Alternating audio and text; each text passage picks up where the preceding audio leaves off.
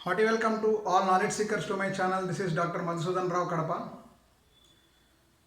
In this video, I am going to explain about composition and resolution of vectors.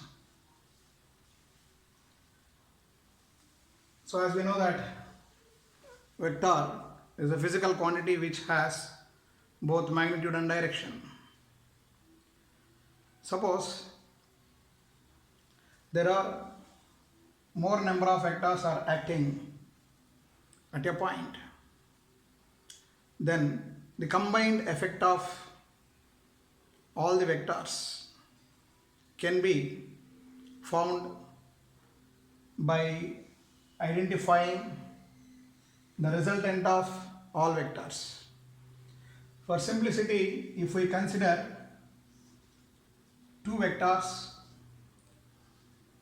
say F1 and F2, are acting on a particle. Now if F1 alone acts on the particle, it will move in the direction of F1. If F2 alone acts on this particle, it moves in the direction of F2.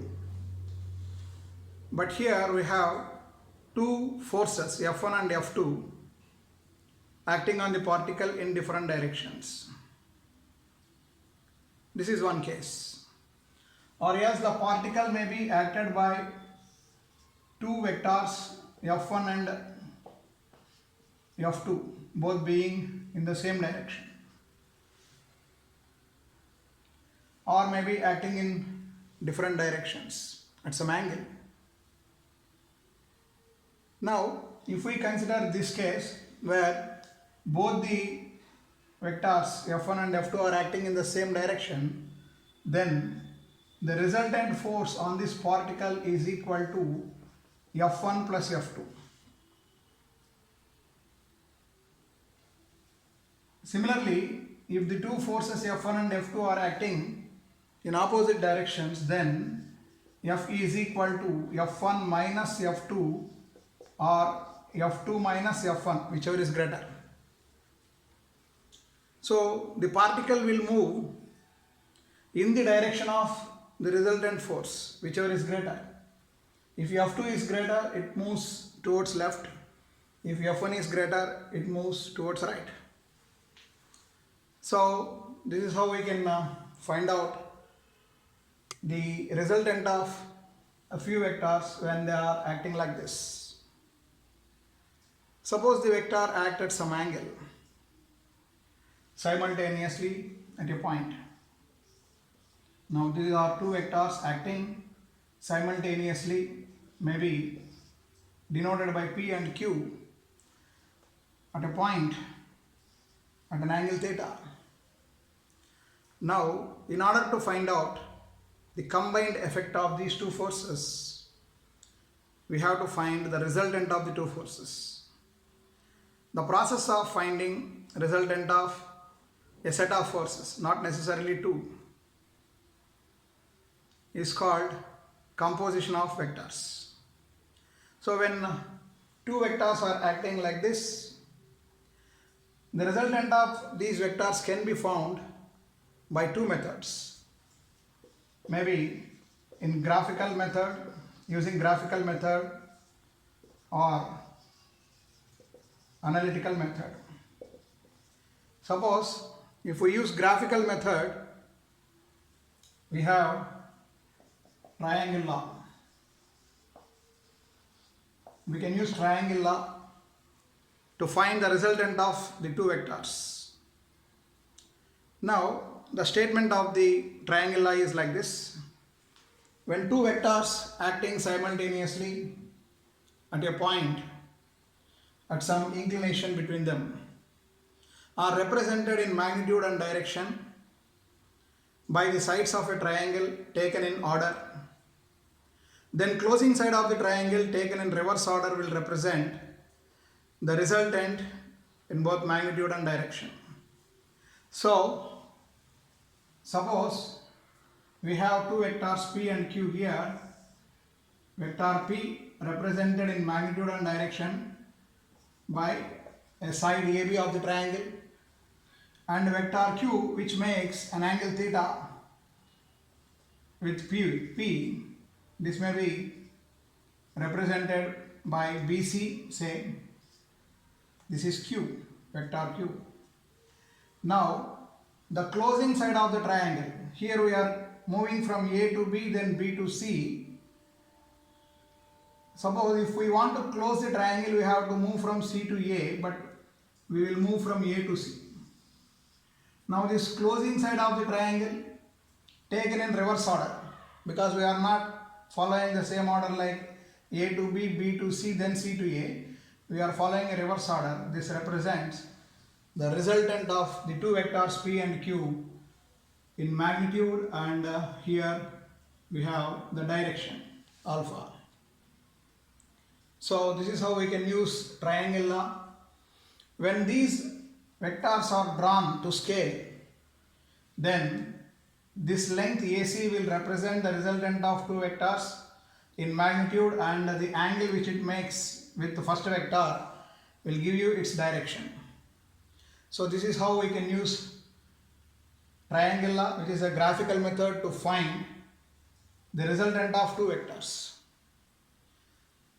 We have another method, analytical method, that is parallelogram law of vectors, in which we use parallelogram. We will draw a parallelogram using the two vectors and find the magnitude and direction of the resultant using the properties of triangle. Now suppose the two vectors, the statement of parallelogram law is like this.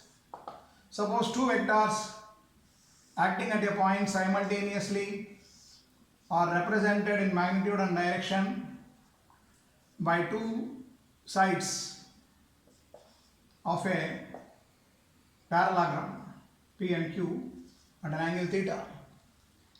These are the two vectors acting simultaneously at this point O. Now, by completing the parallelogram,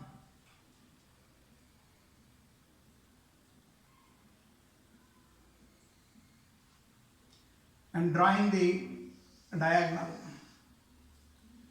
So as per the statement, when two vectors acting simultaneously at a point are represented in magnitude and direction by the adjacent sides of a parallelogram, then the diagonal represents the resultant both in magnitude and direction. This is the statement of parallelogram law. Now here, in a parallelogram, we know that the opposite sides are equal. So let us now extend this line OA, and this is OB. Here we have C. Now OA can be extended and drop a perpendicular from CD onto this line OA. Here we have the magnitude of this vector Q and the angle is theta. Now if this is Q, AC is Q, then this AD will be Q cos theta, because we have cos theta equal to adjacent side by hypotenuse in this triangle ACD, which is a right angle triangle.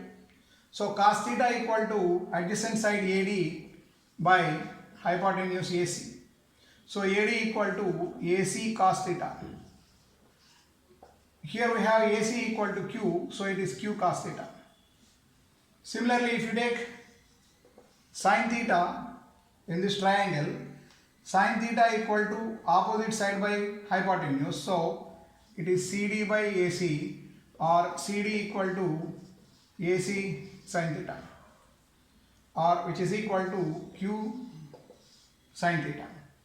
Now this is Q sin theta and this is Q cos theta, and we have in triangle OCD,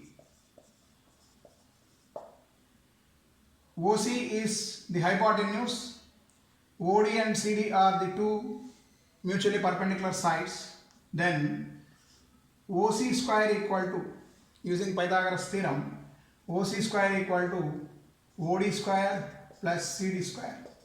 So OD is OA plus AD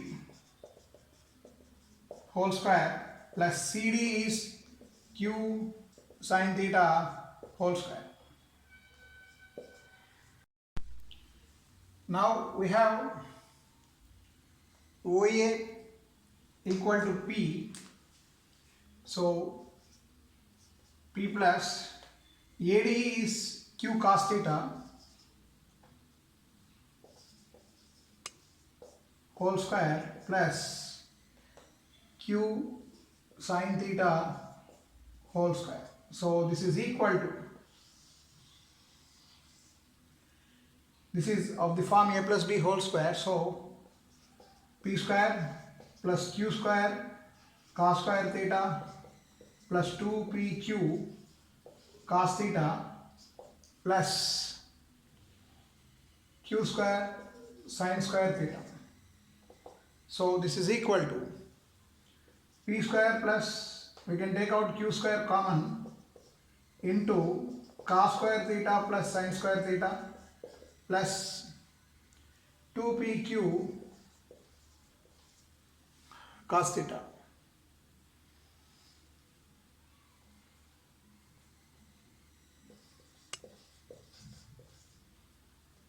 Now this can be simplified as P square plus Q square plus, because cos square theta plus sin square theta equal to 1, 2PQ cos theta. Now we have OC equal to R, so R square equal to this much. Now we can take R as square root of P square plus Q square plus 2PQ cos theta. In the same way we can find out the direction of the resultant also. Here we have angle alpha. In triangle OCD again we have tan alpha equal to opposite side by adjacent side, that is CD by OD. This is equal to CD is Q sin theta by OD is P plus Q cos theta.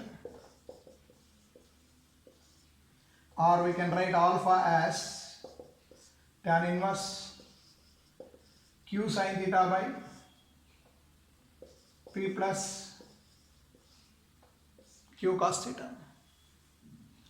So this is how we can find out the magnitude and direction of the resultant using parallelogram law.